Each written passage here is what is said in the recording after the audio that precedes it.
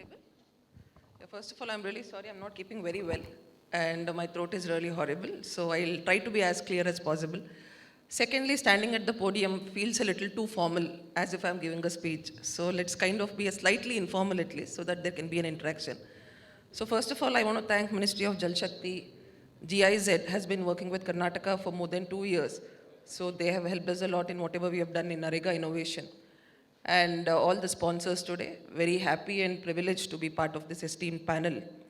So I come from a district called Chamrajnagar. Has anyone heard of Chamrajnagar by any chance? Some of them have heard. So unfortunately, Chamrajnagar is, noted for some ignominy. So for a certain forest brigand, there was a Netflix series recently, if somebody has watched the documentary, Sandalwood Smuggler. Anybody recalls his name? The mighty Veerappan. So unfortunately, our district is known for Veerappan, the forest brigand Veerappan.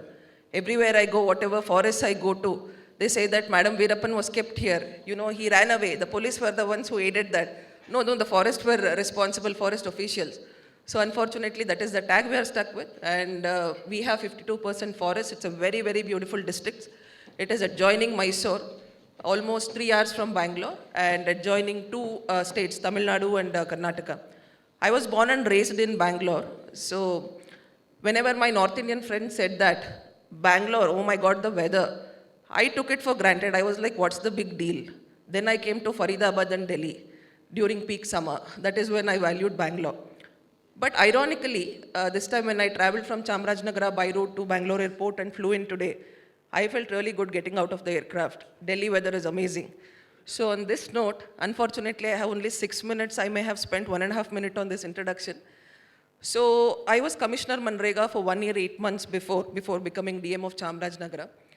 Already Narega has so many systems and structures in place.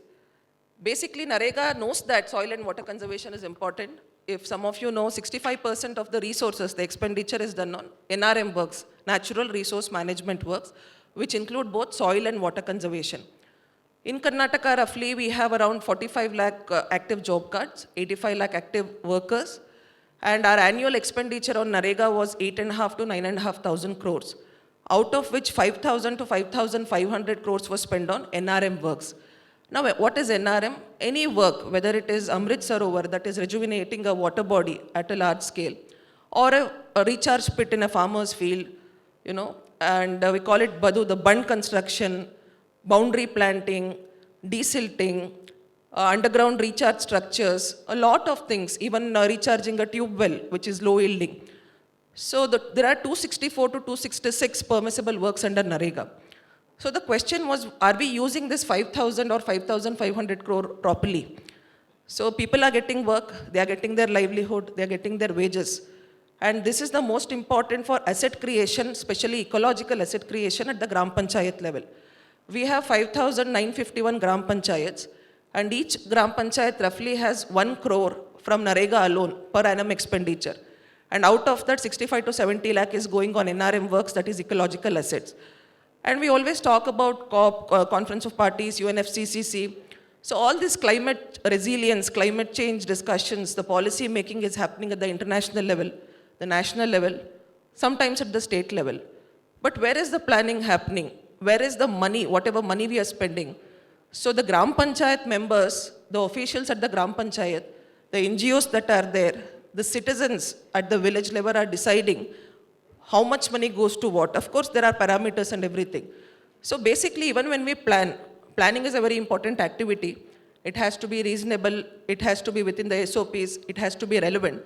So Narega, it was going very well, but somewhere I felt that planning was one thing we needed to look at, so that each and every rupee that is spent is used for the right asset that is required, which is relevant, which is durable, and which is exactly situated where it has to be situated, and which actually helps in intergenerational equity. We talk a lot about sustainability. So in UPSC, I had one professor who used to say, add sustainability word everywhere.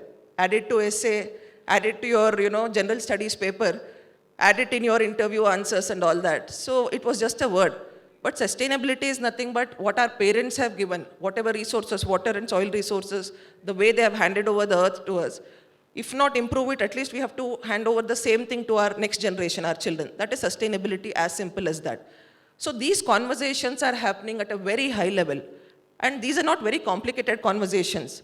Everybody doesn't have to know what is carbon rating, what is carbon dating, or whatever.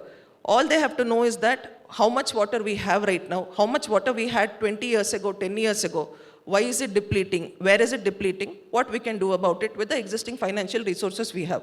Of course, NREGA is one of the major budgets. Apart from that, there is a 15th finance funds, there is a own source of revenue and a few CSR and state funds also. So with this in mind, since I have very little time, I'll just quickly talk about the planning part of it. So scientific planning, participatory planning, I think both of these are important. And again, scientific is not rocket science or anything, but some kind of a technical input to ensure that the right assets are built, and planning is done based on some kind of a geospatial information system and all that. So we have an agency called the Karnataka State Remote Sensing Agency, which has all kinds of maps from all departments, including agriculture department. We have the watershed plans, micro watershed plans. We have the location of the water bodies which don't exist anymore. It is called lake in the revenue document, but that lake has disappeared 20, 25 years ago. And all these kind of information, nature of soil, rainfall, the gradient, humidity, soil moisture, every information is there. So top down, we took down scientific planning. So we created a band of master trainers in every district. We have 31 districts. 25 master trainers were trained very rigorously along with a GIS expert. So these people, we supplied all these maps, information, templates, everything in a ready-made format to the districts. They took it down to, again, taluks. So first step was tabletop planning, which they did with the existing resources, proper templates, training, everything was given. Finally, they did ground truthing at whether this asset is actually required at that point. For example, in NREGA, farm pond is allowed. So if you make a farm pond in a laterite soil area, the water just sinks in. It is not relevant there, or it is not required. It's a wastage of resources. But wherever there is a clay soil, so surface water retention will be there. Similar thing to whether recharging of borewell should be done for low yielding borewells, if some borewell is completely dysfunctional and all that. So these kind of ground truthing decisions were done through a mobile app called the CLAT mobile app. Some of you may have heard of it. Foundation for Ecological Security developed it for us, and I think they've implemented in a few states. So on one side, top-down scientific planning with all these kind of scientific inputs at the state, district and taluk levels with ground truthing. Another side of it, NREGA is a participatory planning system. Community planning is very important. Generation of demand from the people for what kind of works. So in this, the most important document is the water budget. All of us know, all of us have been talking about water budget for a very long time. In a rural household, 40 LPCD, that is 40 liters per person per day is what we calculate for general use, drinking and other purposes. Then there is the livestock, which also need water. Then there is the agricultural requirements. On one side, the requirement side. Another side, what are the sources? Whether it is borewell, underground water, surface water, whatever it is. And what is the gap and how do we bridge the gap? So we made this intensive exercise of water budget preparation involving the panchayat members and the voters, that is the citizens of the village. And focus group discussions, transit walk, all sorts of participatory planning exercises and demand collection. And finally added the scientific part of it and the community participatory part of it. And in the Gram Sabha, all this was presented in each and every Gram Panchayat on a screen like this, and explaining what works have to be taken and why it needs to be taken, where plantations have to be done, where farm ponds have to be done, where desilting has to be taken, where inlet, outlet, canal, desilting has to be done so that connections can be established between different water bodies like before. So this is a very expansive exercise, and surprisingly with a lot of effort and follow-up, it yielded very good results. And even a district like Kolar, you may have heard of KGF. KGF movie is there. I'm not a great fan of it. I understand that many of you like it. So Kolar Goldfields, it was known for KGF, and gold is not there anymore. But it is one of the very dry districts in Karnataka, next to Bangalore only. There, Amrit Sarovars, when we did Amrit Sarovars, they did the best work, and literally, once I had inspected one water body work in Kolar, 26-acre tank, they had actually desilted, and pitching was done, bunding was done, inlet, outlet, waste weir, everything was done.